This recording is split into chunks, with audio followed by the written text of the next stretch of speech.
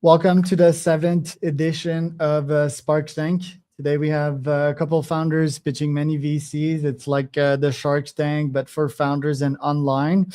No bullshit. It's great pitches. The founders have 5 minutes to show us their deck and prove us that they're investable. Each VC will give them their opinions, or we'll ask them questions. We'll have 2 minutes each for today. So that's going to be pretty fun. Today's show is presented by razrocket.com. If you need help with the fundraising, we can give you a little hand with that. So I'm going to bring the VCs and the founders on stage for today. Let's bring the founders first, actually. So Nitesh, quick introduction about yourself. Hey guys, I'm Nitesh. I'm the co-founder of Alchemy. We're building the partner stack for consulting firms. Adam, a quick intro about yourself. Hi, I'm Adam Good. I'm co-founder CEO of Auric Technologies. I'm here based in Sydney, Australia, and we're building Scent Intelligence and turning mood into a reoccurring revenue stream. Sridhar, quick intro about yourself.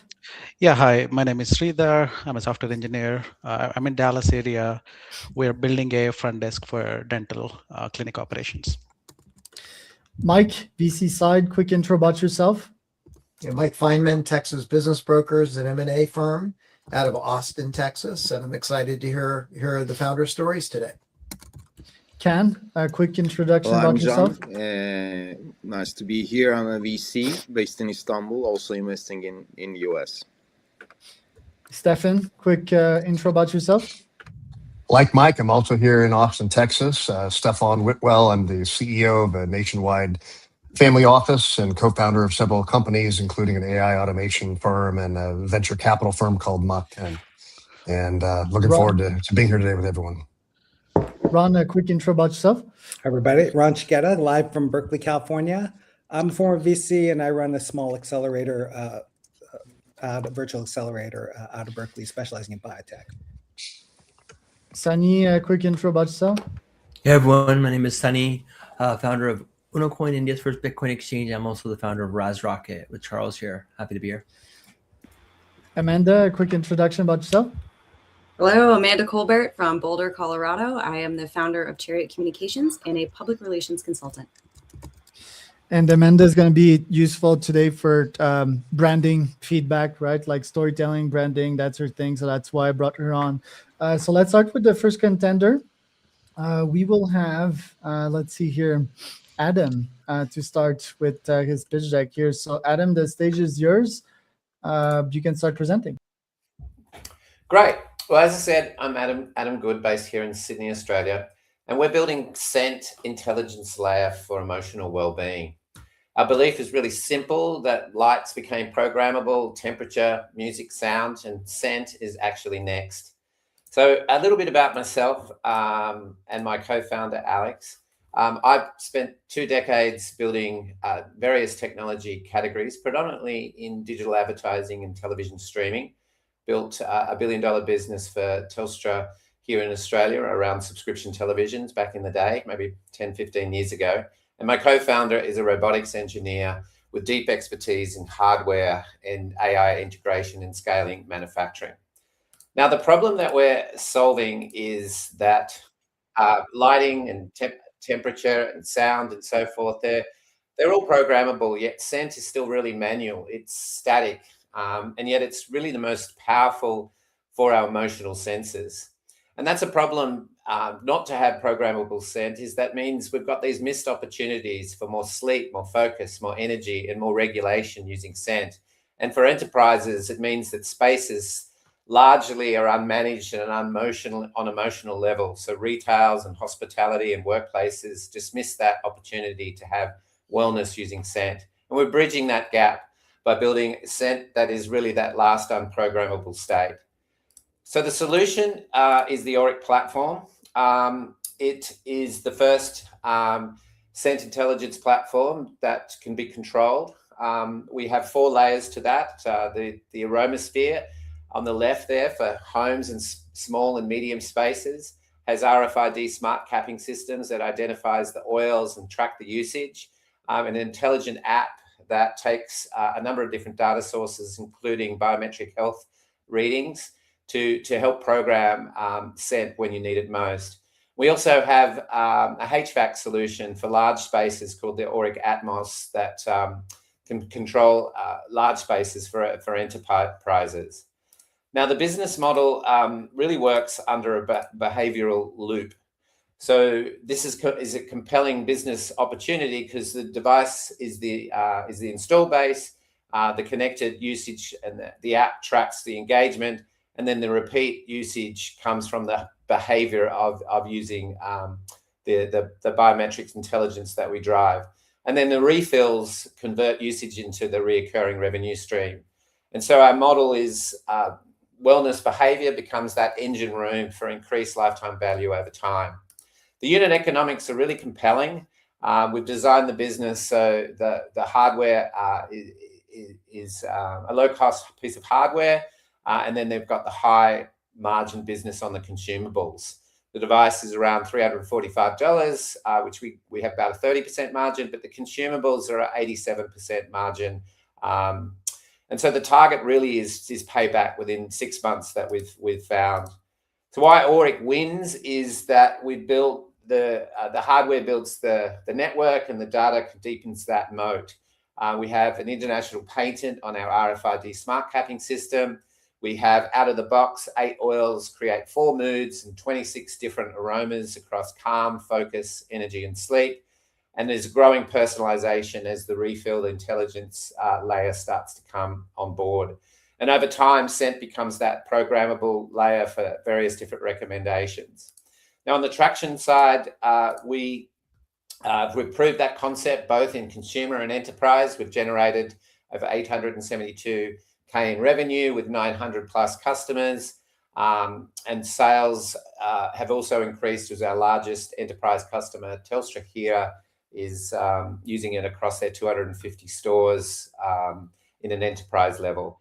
Currently, we're manufacturing 1,000 units, and we're on a television show here in Australia that generated quite a lot of those sales. So the market is really massive, really at that level to be a programmable sensory layer in the next frontier in ambient computing. So connected home wellness, digital scent enables environments across consumer and home just as much as what thermostats and music were.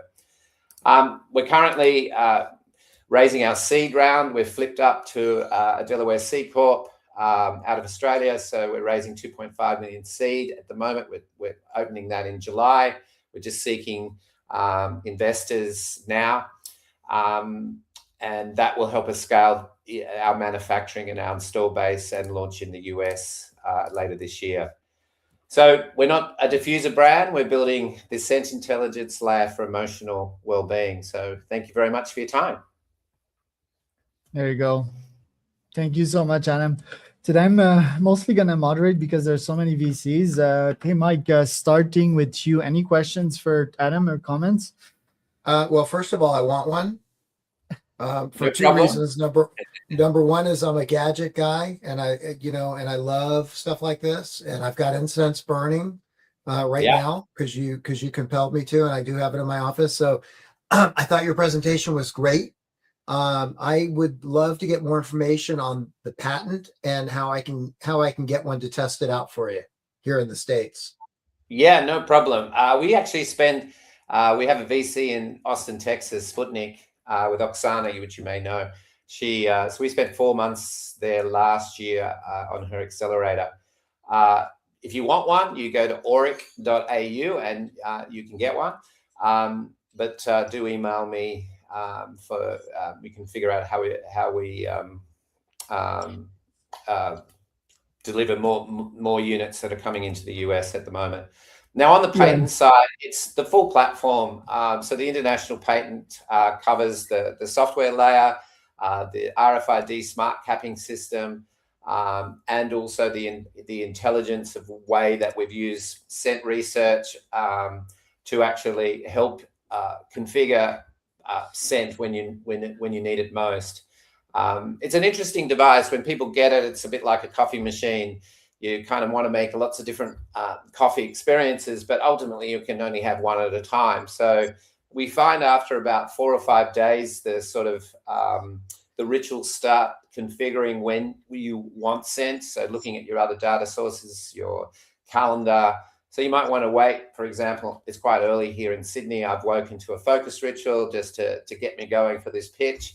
But then as the day moves on, it might move to an energy ritual to get me out and do some exercise. And of course, tonight it'll make a sleep ritual. So the patent is really looking at the whole ecosystem. It's across 6 layers. So if you want to get into the deal room, you can get into the detail of the patent. Hey, Ken, any questions, feedback for Adam? Adam, thanks for the presentation. I would love to see more of the deployment of the hardware part, because I mean, you kind of, just as you said, you kind of promoted like a already existing machine, like a coffee machine or something. But I mean, in the universe, for instance, there are 3 colors, red, yellow, and blue. And out of that 3 main colors, you can create 10 million different colors. So I was expecting, like, we have this 3, different scents, and with the combination, I can, infuse so many different colors, matching my data algorithms, etc. That would be more interesting, in my opinion. Yeah. So just on the combination. So first, when you said colors, is the diffuser itself. It comes in white and dark, but the actual scent has 8 oils, therapeutic oils, and in Australia we've had them TGA approved, which is equivalent to FDA approved for therapeutic benefits. And so the process of making those oils are 100% botanicals, no solvents, no carcinogenics.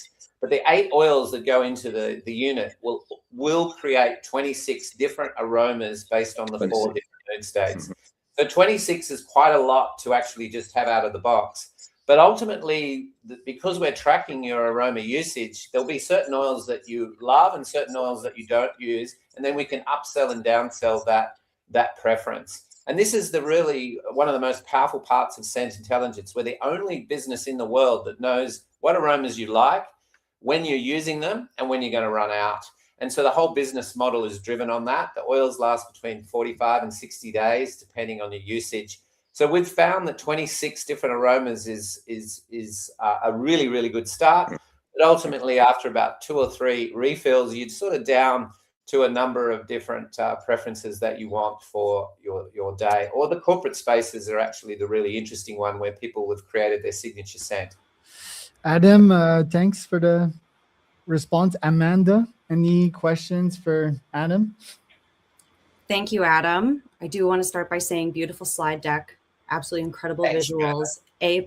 Thank you so much. I love your product. I too have a diffuser and some incense burning back here too. So big fan of your product. I'm probably your target audience.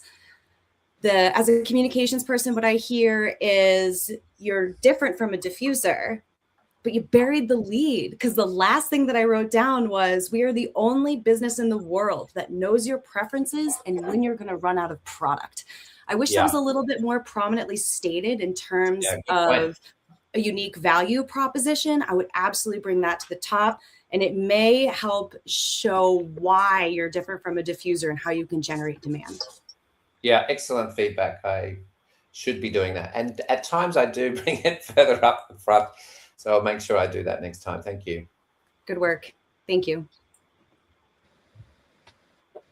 Sorry, guys. I was busy burning some incense. Everyone's burning incense. So I had to light my... Target markets everywhere in this call. Fantastic. I had my Mexican incense. I forget what it's called, but it smells so good. That's what they burn in the Mexican sauna, the Temazcal. Oh, that sounds awesome. Stefan, any questions or comment for Adam? Adam, I thought it was really great that you showed how you were going to use the proceeds that you're raising in just a very simple, straightforward way. And a great presentation, and I love the product. We'll be going online to get one here. I had a little bit of a question for you, wondering if you could address the valuation. It seems potentially pretty high, at this stage of company, but maybe there's good reasons, and I think you might, need to present a little bit more ammo to get somebody comfortable ultimately at that valuation. Yeah, no, that's fair. Our pre-seed has been at a lower valuation, sort of $4 million US. If anyone in this call is interested in coming in while we're closing this current pre-seed, we're certainly open to that. This is why we're opening our seed in July, because of the amount of units that are coming on board onto our platform. And so when you've got 900 units coming onto the platform, you're also in enterprise, you're also in consumer. We've now got that amazing dashboard to show repeatable purchase and activation. And really the missing part is just to scale that. Once you start making hardware, we're tooling out of China, you just want that machine to just continue to push units out. So we've really pushed that evaluation up. But we're open to anybody who wants to get into the deal room to see the lower valuation that we're closing. Our current VCs are wondering whether we just do a small bridge while we get people on board. So we're open to the right strategic partners in that. Okay, thank you, Adam. And one last thing too on that, I think that you're at such a great stage where you're getting lots of, and even just looking at today's conversation here, a lot of positive feedback. I would concentrate on first, developing depth and rapid growth in one of your product areas, like for example your retail, before you then go, doing the more HVAC, larger machines. I think it's awesome that you have that vision for that, and I think that's a super interesting area to grow too. I would lay that out there as part of the vision, version 2, 3, and attack the first most low-hanging fruit first until you have that cash flow sustainability and even broader depth. And the other thing I would do is work with your team to think about how you can create, essentially use customer orders to help fund some of the manufacturing costs to ease, the cash flow strain of high growth, which is, of course, one of the biggest challenges you face when you're got a great, successful product like you do. So thank you for being on here today. Great job. I'll be in the US, Austin later this month, and New York, the New York Tech Week in June. If We'd love to meet up. Yeah.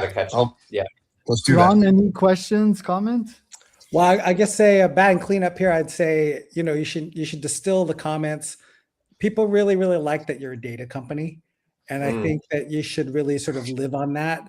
I think the TAM slide is a little inappropriate because it just talks about your total saturated market. You can throw it in there, but what you really want to do is you want to convince people that you're going to grab a certain percentage of that total available market, accessible market, and your data is the story that's going to do that.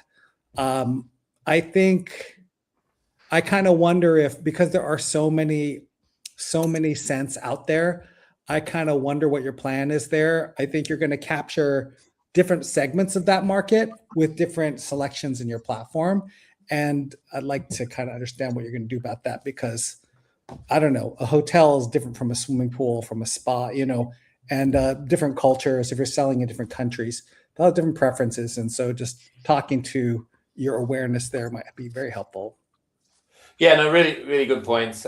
There's no real global scent brand as in this sort of delivery space. I mean, you have essential oils with Del Toro, Young Living, the sort of pyramid scheme of delivering sort of the sort of messy to blend sort of old school way of doing essential oils, but not on this technology kind of level. Well, I think you need to sort of look at some established players there, because there are companies whose whole multi-billion-dollar play is that they are tracking the flavors and fragrances that are going to be popular next year, and there's more than 20 of them. It's when you look outside of the people who are just sort of like doing diffusers and scented oils, I think in order to hit $100 million in sales, I think you're going to have to sort of look beyond that culture, in my opinion. For whatever. Feedback helped. Sunny, last but not least, any questions, comments? Yeah, well, I mean, I've commented in the past. I love this business. I was going to ask you, what did the 900 plus customers teach you that kind of changed the product the most?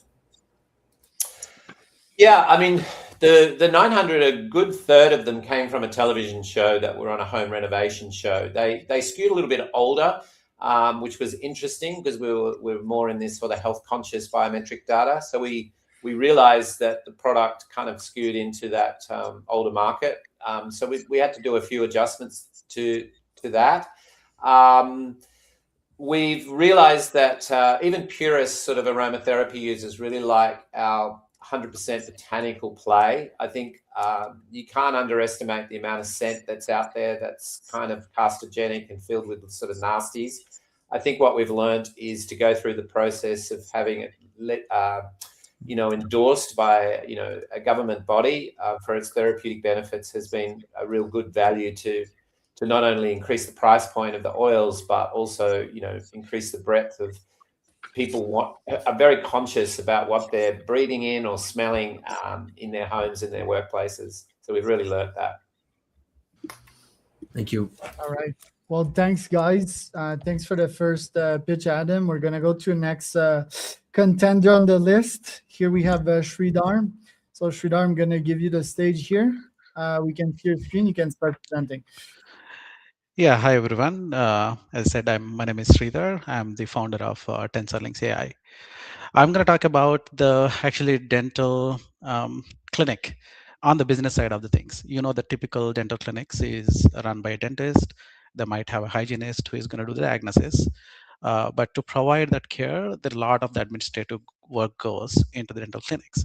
And if you're spending an hour with the doctor, you're spending 4 hours of administrative work to provide that care.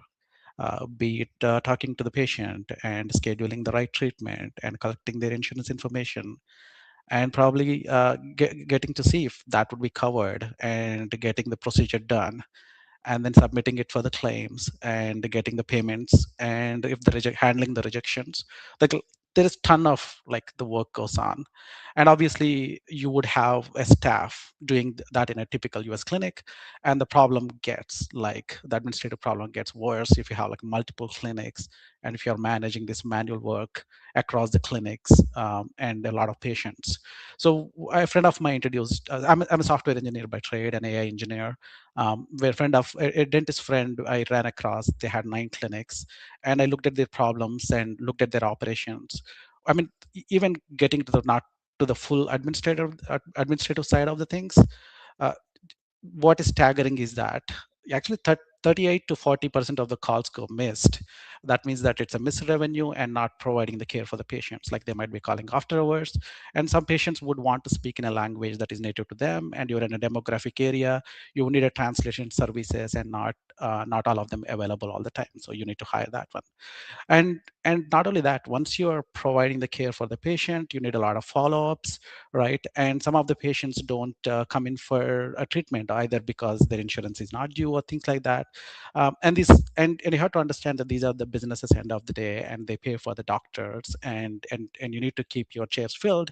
And anytime the patient doesn't show up or doesn't follow up, you're leaving the revenue on the table. And when we looked at all of this, hey, can we solve this using AI? And that's what we did. Taking some of these workflows using our AI agents. So this is the problem that we're solving, that actually essentially the dental clinics are leaving close to 150K revenue. The administrative cost itself in general, 30% of the cost. Like, if you're a dental clinics making 500K revenue, 30% would just go onto the administrative cost, be it staff hours, inefficiencies, and things like that. And if you're reducing that by half using AI, and that is a value add. And also, if you're bringing the new revenue by being available, reactivation, and reaching out to the patients proactively without having to do manual work, that will bring 5 to 10% of the revenue. So these are the problems you are solving. And I'll tell you what, I mean, we actually built this by working with the dental clinic owner, and we have proved that right now we deployed our solution to 20 clinics. And last month itself, we were able to manage 1,500 appointments just by AI. We onboarded 300 patients. So even if you just take the number of $150 an average for a cleaning, and that's the close to 30 to 40K is what we are bringing the revenue in, managing the revenue for the clinics. And they would, and our pricing is based. Our pricing is based on the subscription, and they would just pay for a month $600, and they get an ROI of 5 times. And we're in a bigger market. There are 150,000 dental clinics out there. Even if you just take the administrative costs of like 60,000 you're spending towards it, that's like a 9 billion market. In that, even if you take some percentage of it, like you're paying only $600, that's the market we want to capture, like 1 billion. So even if there are 150,000 clinics out there, if you capture like 7,000 clinics, and we are providing this operational manager for them to manage their operations, that's just like 50 million. So right now we are close to like 200K revenue per month, per year, and we wanted to scale it up right now. And our unit economics are good too. Like it is like a dental clinic or owner, they would hire like a receptionist that can stay for 20 years, as long as, because they would need that support to run it. And if think of our AI agent is like a staff that's going to augment and help them, and the LTV is quite high, 5 years to 10 years. Even if you take conservatively 5 years, we have got good LTV for the money they're paying. And we want to scale up, going to 170 clinics, 140 clinics in a year from now, like month 15 to 16, we would break even. And we are raising close to like 800K to support our operations. And we have an amazing team. I'm an AI developer, and we have an operations manager who's managing like 30 clinics joining our board. And we have a healthcare advisor that is joining our board as well, and all the AI engineers. So far we've bootstrapped, not raising money. We have clinics revenues, and we have like 1 million interactions reported on our platform. So we are not just a simple voice company, we are just an operational layer company. That's all. There you go. Sridhar, thanks for the presentation. Maybe fix your microphone, because we keep hearing you like pang, pang, pang in the microphone. Like we hear you breathe basically in the microphone. So move it away from your mic. Okay.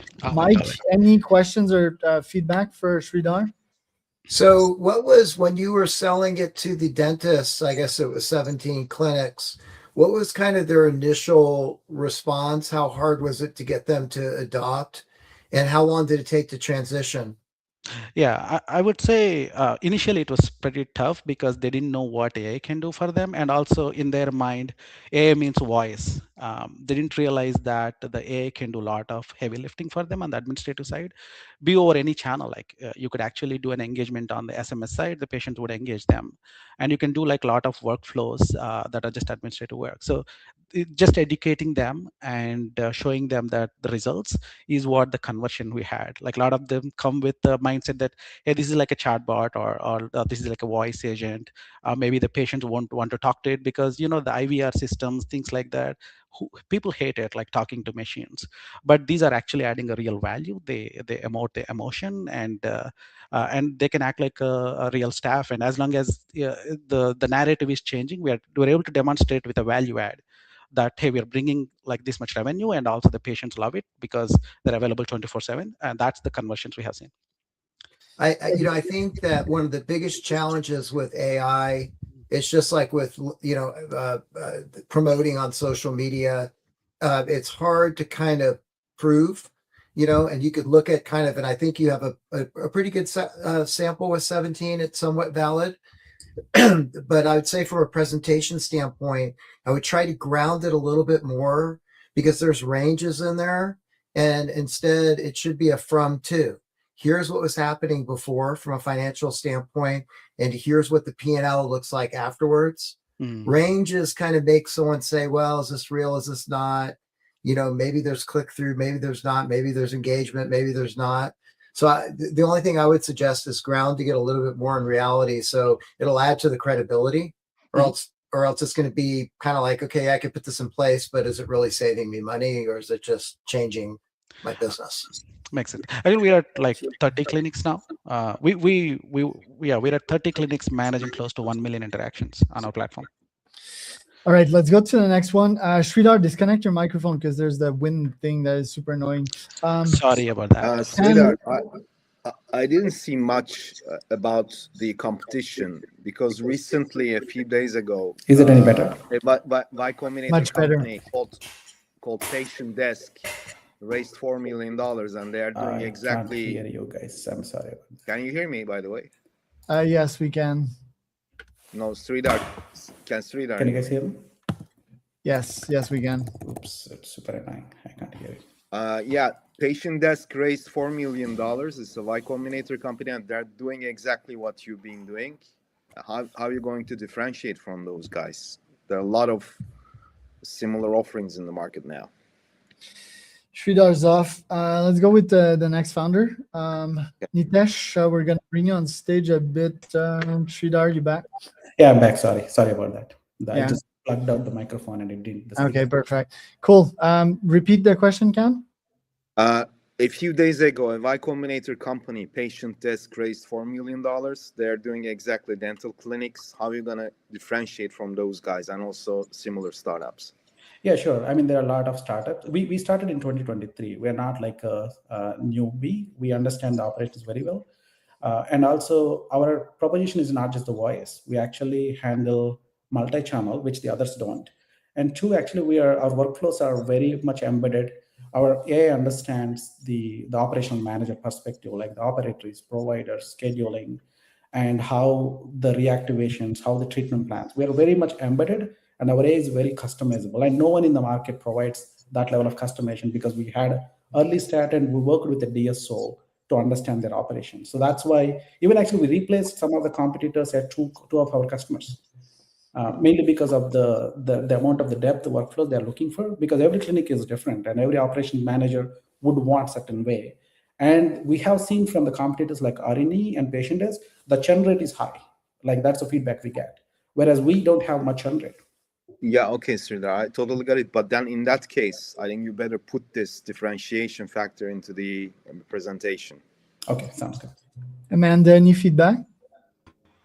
Of course. Hi, Sridhar. Thank you so much. I can tell you've put a ton of time, energy, and effort into this product, and it really shows. I also can imagine how this would scale beyond dentistry, offering a lot of promise for growth. My main question is more of a statement in alignment with your messaging and your branding. We know that AI is transformative for healthcare when it's used to augment human expertise. Do you have any messaging around a hybrid human-machine model? Do you have a way to protect your brand against AI hallucinations? And how do you position your product as supporting the actual patient experience versus making it more efficient for the care providers? I mean, that's an excellent point, though. Like you touched on some of the early problems with the technology, like especially in this case, AI, the hallucination. We dealt with that in the very early stages of like using the models to like onboard the patients. It gets many things wrong. And as you know, these foundation models itself are like getting better, but also we add a lot of guardrails to take care of that. And as you know, like the healthcare is a little bit different. It's not like a regular retail where you can just have it go and running. This is like we deal with the PHI data, which is like sensitive data. So our stack is built such a way that the guardrails are present and the security present. We are HIPAA compliant and SOC 2. We double down on those when building the stack. And the operational layer combined with the AI agents that are like performative and also can handle the PIA data is what makes us different. Stefan, any questions or feedback for Sridhar? Yeah, Sridhar, I don't think you answered Amanda's question, at least not to my satisfaction. You need to be able to tell a story from the perspective of the end client in a moving human way that causes the dental owner to go, oh, wow, this is really amazing for my clients, as well as, hey, it's also going to cut costs. I think it's really important that you really give further thought to figuring out how you can communicate that, because continuing to talk about AI process and all that other stuff, it's all great, it's transformational, we get it. Mm-hmm. But and the other thing to Can's question, right now it's a big enough market that you may not run into other competitors right away, but you will relatively soon. And you're going to need to find a better way to differentiate yourself rather than saying we're better, which is essentially the answer you gave, Ken. Our process was better. But everybody's going to say that. So you have to find a better way to communicate that's going to sound authentic, that's going to sound believable, because just saying, oh, we're better, and then throwing around a bunch of AI, we understand, operations. Well, they're going to all say they understand operations. So look, I think you have something that adds a lot of very real value for them. But I think that if you're raising money to scale, what you're missing is the time invested to really think through the marketing and go-to-market component of your business plan, which has got to be, approaching it from a very different perspective, which is really the client perspective, client experience, and the owner experience. There's no doubt that you have done a lot of work and have a very successful model already with 30 different, folks. The other thing is, and I don't know if I misread it, but I thought I saw a slide up there that said you're going to break even around 140. Is it 140 shops that you break even at, or 140 practices? Yeah. So I will also push back on that and say, you know what? The marginal return on something like this should be insanely high. So I don't understand, as somebody who uses automation and AI, how it could take you 140 clients before you're breaking even on that. Because it's not like you have millions in hardware that you had to to invent or create. I mean, the marginal cost of that should be a lot lower. So maybe you can address that, because that's going to, I think, really kind of raise people's eyebrows, unless your cost of acquisition is just so high. But then that goes back to my question about what's your marketing plan. So just some feedback. I think you're going to add a lot of value, but I want to make your time on here worthwhile. And I think you've got some questions that would really help you if you could develop some better answers to. Thank you. Any answers? Any answers to that? No, that's great feedback. And I didn't actually touch on the GTM. That the pain point is really with the multi-clinic owners who are running these operations at scale. And those are our sweet spot, like a 2-clinic owner to like 10-clinic owner who would feel the pain of like running these operations at scale, and where it can enable them for this, right? So that's our like the ideal customer point of view going towards them. And in terms of like how do we why the cost is so high? Actually, when I say like 140 clinics, it's actually like if you're taking one ADSO with the 10 clinics, we may not need like 140 clients. It is just probably like 10 clinic owners who has like these multi-clinics, and each clinic we charge close to like $600. So even with the 60% margin, that's what we want to break it, because software costs are high. Not the software costs, the model costs are high right now, and the cloud costs are high. Along with that, the software engineering, because we're a startup, we have like 8 people working on this problem, and the main costs are the staff costs for us. So to break even, it would take that stage, like another 16 months. Ron, any questions, comment? Thank you. I hate to pile on top of you, Sridhar. Like that was, I could be a little more forceful. I'm a little too forceful sometimes. I'm going to try to put it a different way though, because just to make sure it gets through. Of course, we all just think you're great. That's not personal, but I mean, your language is very unemotional. Like I'm getting a lot of AI buzzwords.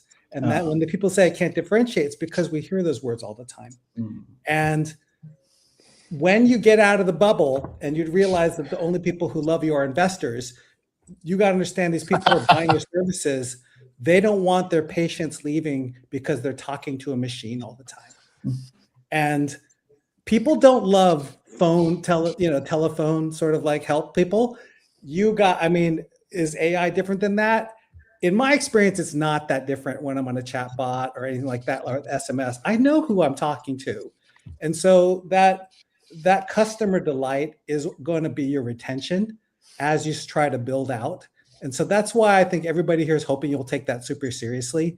You have all of your productivities in numbers, and you got a good ramp, which is fabulous. But everybody here wants to know why you have that ramp. And is that ramp going to hold when you need to go up 40, 50% a month in terms of revenue? Is it that are the dentists just talking to each other like, you got to get onto this. It's much better than that. It's got to sort of keep the patients knowing a little bit of love. And that's what I just want to amplify that. No, fair point. Actually, that's why I want to touch on one thing though. A lot of people think that AI is voice, which is plain wrong. The voice, but even SMS is not really warmer. You know what I mean? It's not like I love talking to I'm on Claude hours a day. I don't love it. No, I'm not one of these people who's going to kill myself. I'm going to be like, thank God I'm done with that. There are 2 parts to this story. One is the patient engagement part, which I think is you guys are absolutely right? There's still people, some of the demographic doesn't still like talking to a machine. As soon as they hear, they cut the call. And that's not going to, that's going to change the perception, right?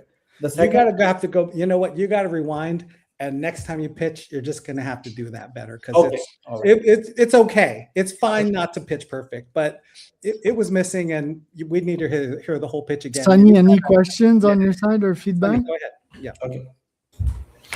Yeah, I guess well, first of all, I think the opportunity is an interesting one. Would love to circle back, maybe spend some time with you on the deck and see if we can help you a little bit. But I guess one of my biggest questions always kind of goes towards like the moat, right? So what's with every dentist that you bring onto the platform, does the platform get better for every other dentist, or is there some sort of flywheel or network effect? Yeah, it is actually, because some of the workflows are a little bit harder to understand for the outside world. And some of these workflows are very specific to the way you're running, like if you're using one platform. And solving that one workflow for a dentist, like enable, let's say we onboarded a dental group yesterday, 7 dental group. We solved one workflow problem for him, like how do we activate root canals for a patient, certain procedures, identifying them, and able to like reach out them for recare, activating them. And same workflow is applicable to now for all the other dental groups. So that's like a value unlock as we like add these workflows on our platform. That's going to immediately unlock the existing customers as well. All right, let's go to our next contender. We have Nitesh. Thank you for pitching on that one. Thank you to all the VCs. Nitesh, can you show your screen so that I can bring it to the stage? There you go. Stage is yours. Hey guys, I'm Nitesh, and we're raising, this is Alchemy. Alchemy is the partner stack to turn relationships into deals for consulting partners. So a quick intro about me. So I grew up in Dangari. It's a small town in the far western plains of Nepal. At 15, I became obsessed with getting into online IVs after I saw this BBC article about a kid who'd done it. The only problem was that none of my teachers knew about SATs, let alone what an Ivy League is. So I had to travel to the capital to buy books and prep myself. At 18, I got into Dartmouth. I went back during COVID, and I built one of the region's first 3-story I-beam steel buildings, to the point that we had to import a lot of the steel and the tool and the welding part into the region. And prior to this, I was a consultant at Rodenberger. So today, the consulting pyramid is breaking. AI is eating the analyst stack with ChatGPT and research and Perplexity, deck building, all of that, which is the analyst stack, is being eaten by so many different tools out there. Consulting is a unique business that's really sold on relationships. Cold outreach isn't a huge thing. It's all about whom do you know in your network, what problems do they have, and how can you help those people solve those problems or take some of the blame. And the problem is that partners cannot scale relationships because there's no stack there to scale that. Every partner should know about their key accounts, what issues they have, which people do they know in those key target companies that they can reach out to, or any one of their partners can introduce them to, so they can sell more projects. So the insights we found after building AI for consultants for more than 6 months is that increasing productivity is bad. That's because consultants are paid on utilization rate. So any AI that increases the utilization, increases the productivity, means that's less billable hours, which means that's lower utilization rate, and consultants hate that. So when you're selling any productivity increasing tool, partners will actively block it because for their economics, it actually hurts the firm's long-term revenue. And so what's the solution? The solution is to sell partners what they want. It's to help partners map their network. It's to help them prep every target account before the meeting. And it's to help them sell more projects. And what does this look like then? It looks in a way,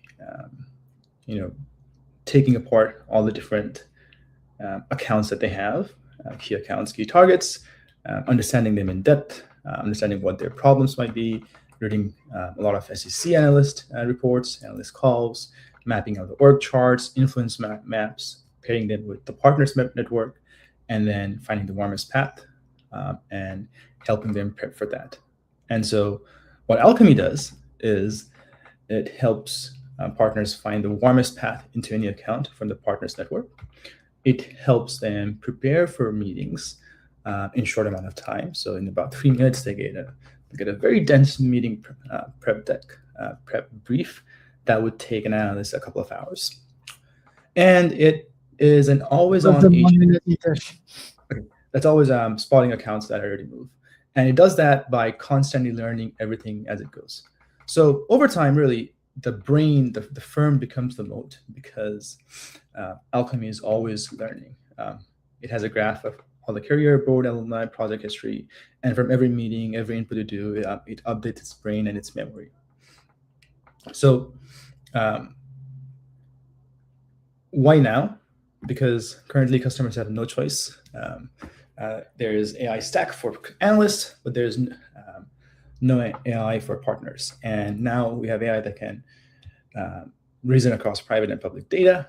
And so there's an internal mandate for partners to increase their revenue from 20 to 40%. And while the big firms have built internal AIs, there is a huge opportunity out there to build for boutiques that cannot build it themselves. It's a $200 billion plus industry with 30,000 firms, and we can target about $60 million in ARR. The team over this, so the competition is that there's analyst tools, there's CRMs, there's generic AI, but there's nothing that kind of bridges all of this together, and it's sort of purpose built for consultants and for partners. So the team doing this is me and my co-founder. That's us.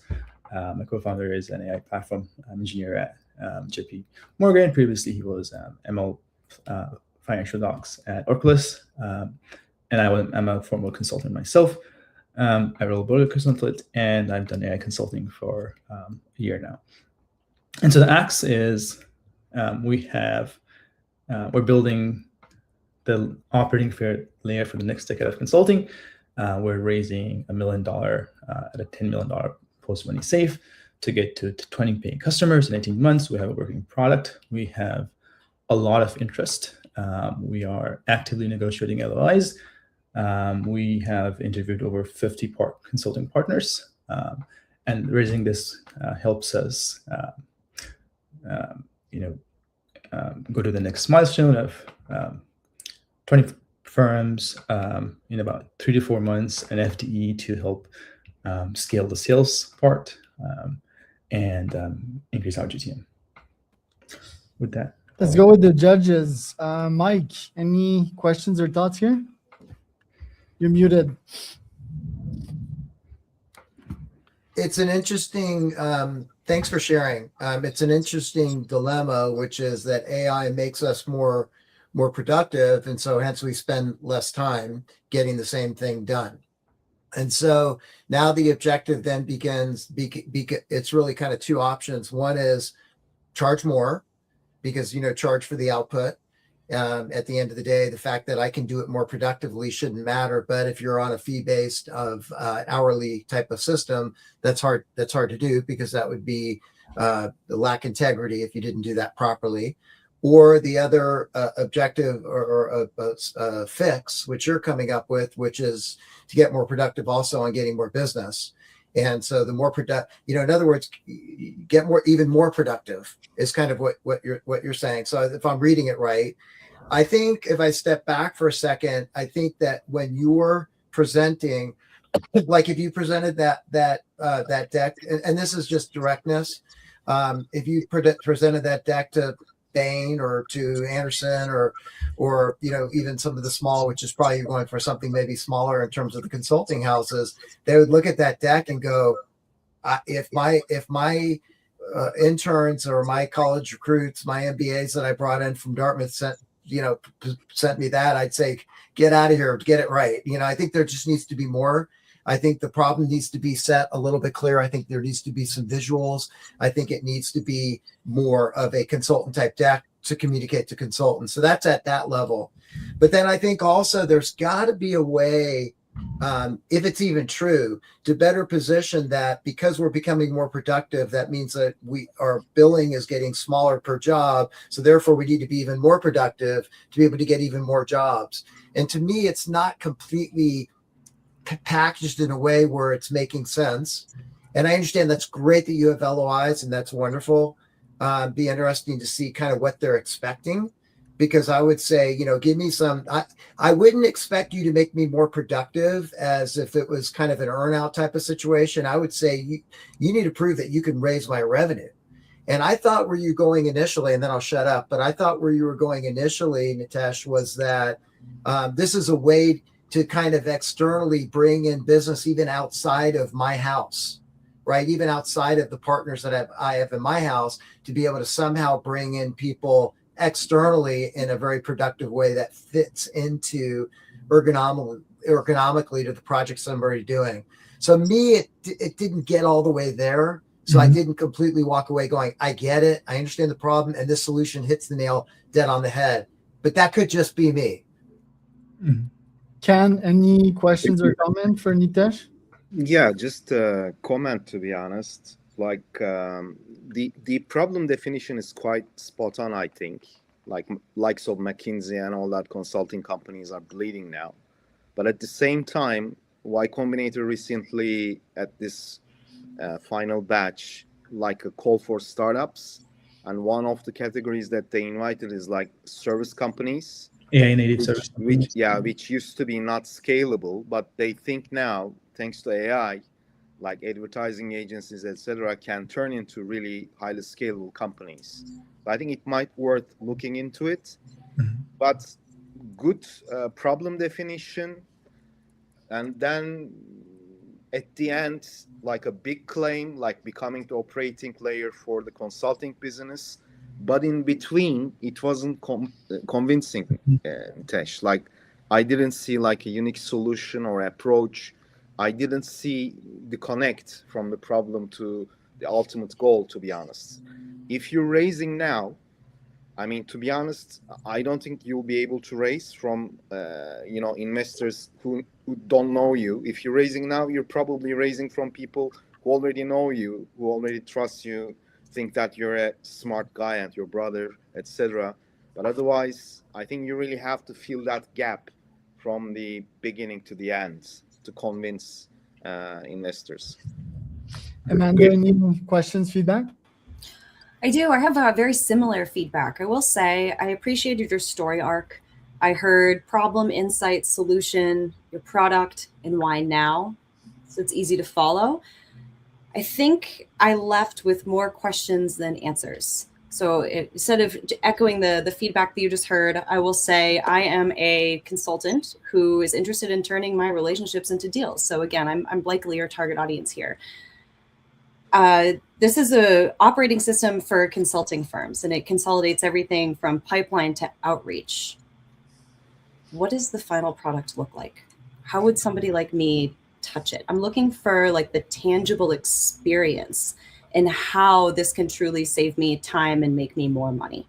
That being said, I think it's a cool solution. I wish you the absolute best of luck. This is a product that I absolutely could use and rely on. I'm missing that use case. I'm looking for that tangible experience to know that this is worth my time. Cool. Stefan, any questions, feedback? Yeah, Nitesh, I feel like you've got a high integrity soul as a human being, and you really want to make a difference. And so I'm going to say this: don't waste your time on a losing industry.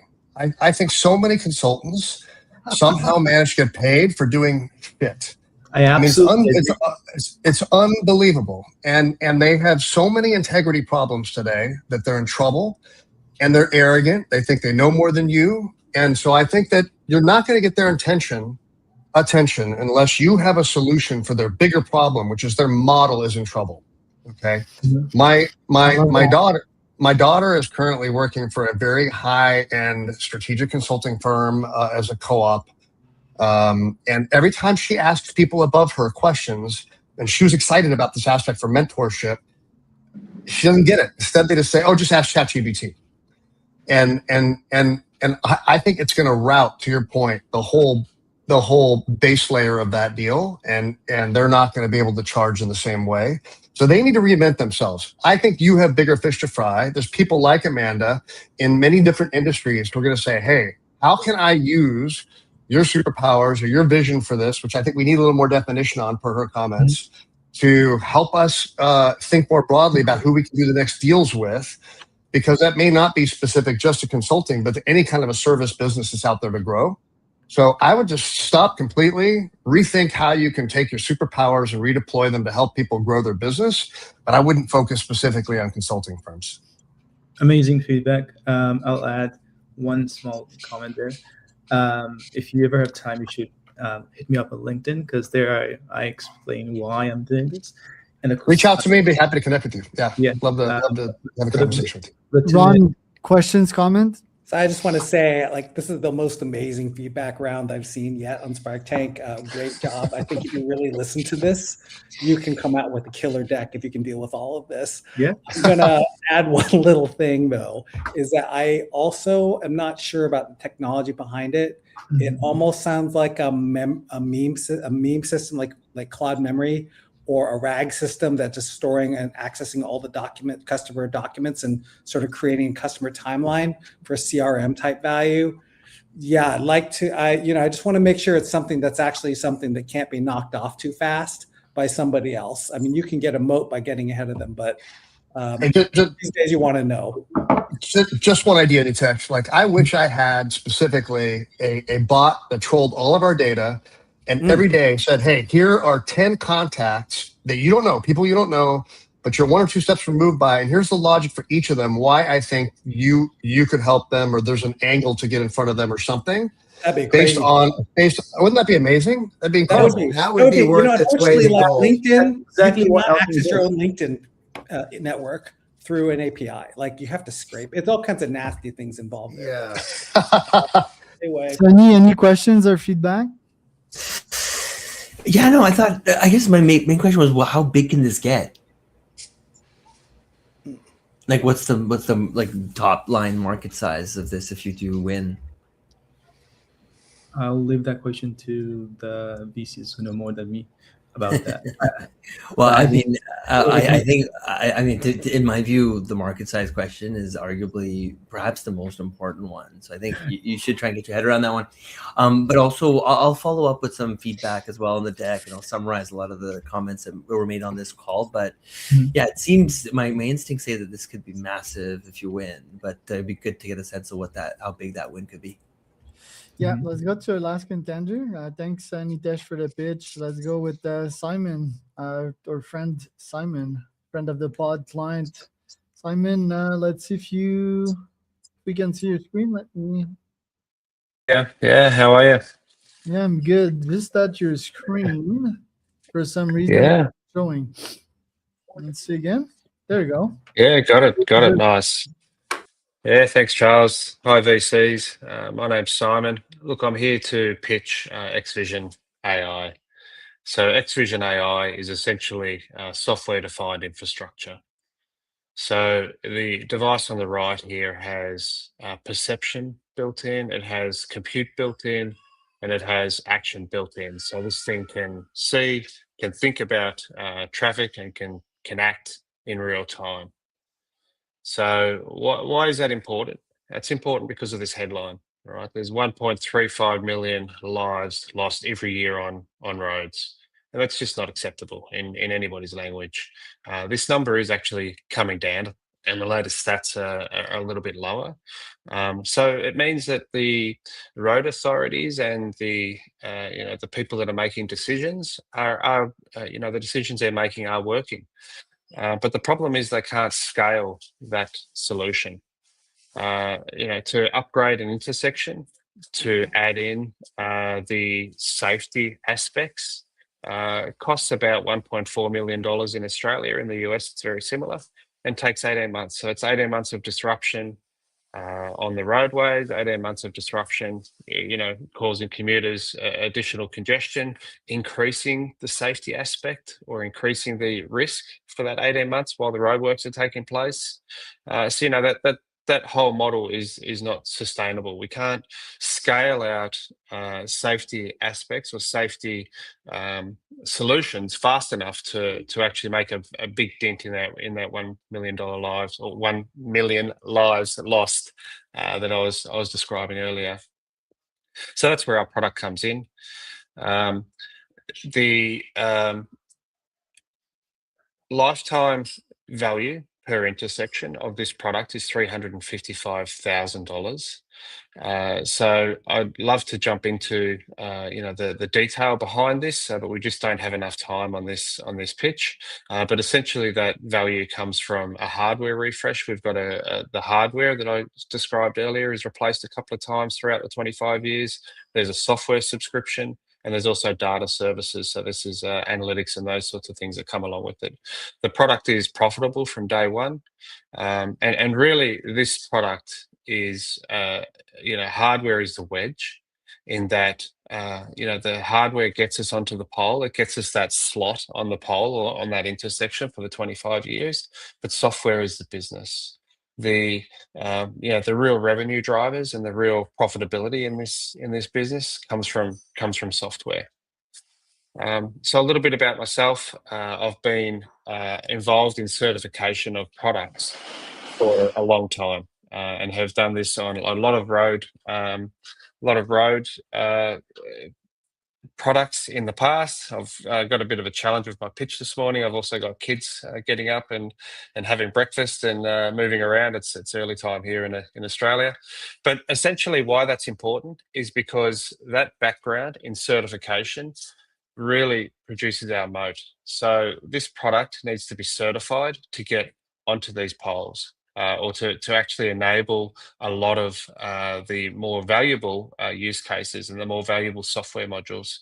So where we have today competing for small pilots and innovation budgets, as soon as we achieve certification, we can enable the modules like enforcement and speed and red light cameras. We can enable a whole heap of modules that actually really flip our revenue. So our ARR turns from something like $4,000 a year to something like $14,000 a year and more in many use cases.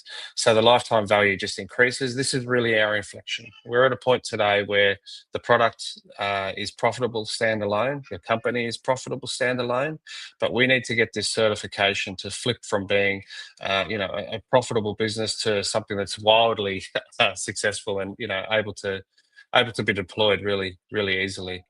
And the key to this is getting that certification flips us from being competing on innovation budgets and for trying to seek out new funding within the road authorities budgets to being part of their existing OPEX budgets. So as soon as we get that certification, we are now replacing the existing sensors that are on this roadway, replacing the existing infrastructure that's on this roadway with a single unit that's much easier to deploy, much easier for the teams to do that deployment.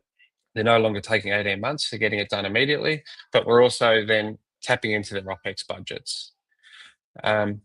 Today, we're closer to 200 live deployments. This deck was put together a couple of months ago, so we've probably doubled from where we were here. We're putting about 10 to 15 of these in every couple of weeks, although we're trying to keep small at this stage until we get certification because we're just scaling without certification is increasing risk.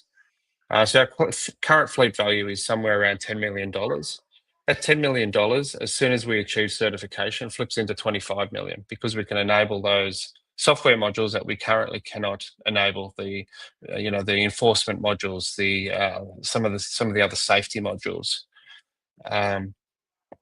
Competitive landscape, there's a lot of other guys. It's a fairly competitive market, but if you look at all of these columns throughout this slide, these are all of the existing product solutions. We can compete on a one-to-one with all of these players in the top here. The thing that they cannot compete on is we do all of these functions with one product. That's XVision AI. That's my pitch, Charles. Yeah, no problem. Ken, any feedback for Simon or questions here? Yeah, sure. Simon, thank you for the presentation. Like you pretty much built everything for getting this certification. You know, it's like the breaking point for you guys. But the thing that I didn't really understand is like you said you're operational in 6 countries, and probably each country will require different certifications. Also, the part that I didn't really understand, you showed the value creation for one unit, but is this problem applicable to different geographies from US to Europe, and whether, you know, what's going to be the total available market with reference to this one unit's value add or savings in that regard? That's the part that I didn't see. And also you have a damn heavy competition from really established companies, and I wonder if you talk to them, try to partner with them, try to use them or piggyback them as a supplier, and what were their feedback? That's the part that I'm curious of. Yeah, well, there's a lot to pitch in a couple of minutes. So some of the answers to some of your questions are definitely there. It is a competitive market. However, we have a lot of engineering advantages over many of these other competitors. Therefore, I feel as though we'd be able to take them on. And I mentioned it at the end. We can take them on one-on-one in their own domains and compete. What they can't compete with us on is we're able to flip domains. So we're able to replace 2 or 3 of these guys with our one product. So yes, you've got no traffic, which is $70 million. Just raised $70 million, to do analytics at traffic lights. We can do that, but they can't do the immediate control. They can't do the speed and red light camera, enforcement. So being able to do all of those things is really our edge. Our moat comes from that certification. So you're right. In each country, there is a different certification. My background is in certification of engineering products, and I know ways to accelerate that process and accelerate that program and keep the cost of that whole program low. Once we get that, that's the moat. Any questions, Steph, or comments? Simon, really, what I like about your product is it's easy to understand what it is and what you're doing, and easy to understand what an upgrade it is from kind of the 1950s infrastructure that seems to govern a lot of our intersections. I think if there's a way to tell the story in a little bit more of a telling the story way when it comes to the company, what we're trying to raise, here's what it's for, but here's kind of the bigger picture. Like, for example, one of the things that went through my head is, well, you mentioned 35 years. Well, I don't know what the world's going to look like in 35 years. I don't know that streets may be a concept in 35 years. We may be transporting in the air over the street. There's so many things that could potentially change that it's hard for me to think as an investor 35 years. But I love the fact that you've said you're already profitable, that you can give me some credible ways that you're going to be increasing value. And so I think you need to focus a little bit more on kind of the near term. If you go too far out, I think that's going to add some risk that just takes away from the strengths of what you have right now. But I think you've got a really great product. I'd be happy to talk with you offline and, maybe give you suggestions on a few things you can do to even further strengthen your pitch, but really high value. And I think the governments today do a very, very bad job of fully utilizing information as it relates to traffic. And I think there's some huge potential at a systemic level. Like I'm just thinking in the US of how traffic patterns and traffic information and saving lives and so many different elements could be heightened by upgrading the overall infrastructure, but we don't have the budget for it. So I think the other thing you need to do is think about, okay, we're assuming we're going to get this much money, but what if what if just privately, and this is what I would be telling you in private, not part of your public pitch, but privately, how could you do it for like a quarter of the amount and still make really good money? If governments are suddenly facing significant budget cuts, how could you? Because I think they're going to need what you do. But I would encourage you to really think through some pretty big, think through kind of from a chess standpoint, the potential for some really good changes, but some also big challenging changes. And the good news is I think you have the fundamentals there to figure out answers to those. But I would really want to know that you've done that thinking before I wrote a check as an investor. Mike, any questions, feedback? Yeah, I think it's a big idea. I think it's also a definitely a window of time idea. 30 years is not a long time. It also saves a lot of money in this infrastructure that everybody's having to upgrade because it's all old and tired. I think these intelligent transportation systems are new and exciting. It's at least in the States. I'll give you an example. In Monterey, they just there's big news that they just did when I was on Highway 68 in Monterey to try to manage all that traffic. And I love that it saves lives. It does. And I love that it saves money. It does. But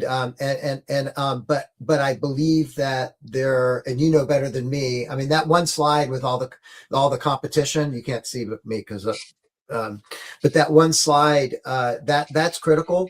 And I think hit home a little bit harder. I mean, take a victory lap there that you have one device versus, it's 1 to 5 or 1 to 4.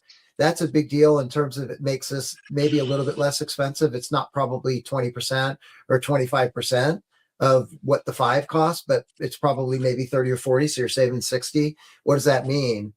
And I would go as fast as you can because these are going to start. I mean, I think this is going to start happening everywhere. Amanda, any questions or comment? Yes, well done. I think this is a very sophisticated pitch and it has real life application. And you did a great job exemplifying that. I have to find something, right? So the question that I'm left with is if autonomous driving is expected to reach significant and large scale adoption by 2030, 2035, with a majority of cars being self-driving by the late 30s, early 40s. How does your technology evolve with this trend of autonomous driving? Is this a temporary fix, or are you going to start to really integrate with these systems as well? Because I think future proofing is going to be huge for your positioning. Yeah, Amanda, actually, it's something we've already thought about, and we've already got the vehicle to everything communications built in there. And there's other use cases beyond what we're talking about here that we can bring online as those, as those trends evolve. But yeah, great point. Yeah. Sunny, any questions, comments? No, I'm good. I've asked Simon questions in the past, so I think I got my answers. Yeah, great job, Simon. Let's announce a winner, guys. So we're gonna bring everyone on stage, or as many people as we can on stage. Sunny, I'm just gonna leave you out for that one. Bring you after that. Let's start with Can. Can, who was your favorite pitch today? To be honest, all of them are great. This is my first time, by the way, announcing that. But I think Adam and Simon were quite good and convincing in that regard. I would say Adam, let's say. I'd say Simon as well on my side, and Adam. I think Sridhar and Nitesh will work on their presentation, so there's like a lot of potential there. Stefan, any favorites today? I think the best pitch would be Adam, but Simon's got a really strong business, and I think a few tweaks, and it would be he'd be right at the top. Mike, muted. Sorry about that. I think Adam, your presentation was very clear, very concise. Big idea. Simon, I think your idea has so many benefits, and I think it's hard, like you said, to do all of that in such a short period of time. But I think those two knock the cover off the ball as far as I'm concerned. Ron, any favorites for today? Well, I've seen Simon pitch before, so but I want to sort of just say like he really worked it pretty hard. This time is much better, so I'm going to vote for Simon just to sort of illustrate that come around again. It's going to really help you. Yeah. Amanda, who was your favorite? I think it's a tie between Simon and Adam. Both did incredible, great pitches.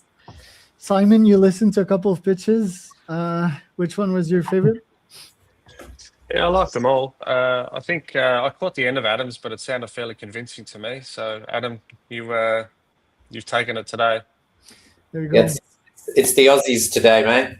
I think so. Adam, He got a sale today too because I just bought Yeah, one. no, thank you for that. Thanks for the note. Adam, any favorites today from the pitch you listened to? Yeah, I'm definitely going to reach out to Simon. I really enjoyed that as well. I thought it's always good to see a hardware play in pitches, and I must admit, I mean, there's a bit more hardware going out there in pitches at the moment. So I really like getting an understanding of how people are communicating that, especially around the moat. So yeah, well done. Nitesh, any favorite on your side from the pitches you listened today? I'm assuming I can't vote for myself, but I think Adam had a pretty interesting pitch. So I go with Adam. It's the Aussies today, as I said. Yeah. Thanks for showing up today. Thanks for having the courage. Sridhar, any favorites today? Yeah, I mean, it's a lot to learn from Adam's and Simon presentation. I loved both of them. That's all. There you go. Gonna just bring Sunny real quick. Sunny, any winners on your side today? Simon, I thought Simon did an amazing job. There you go. All right. Well, thanks everyone for showing up today. The next edition next week of SparkTank is next Tuesday, 4:30 p.m. EST. Thanks for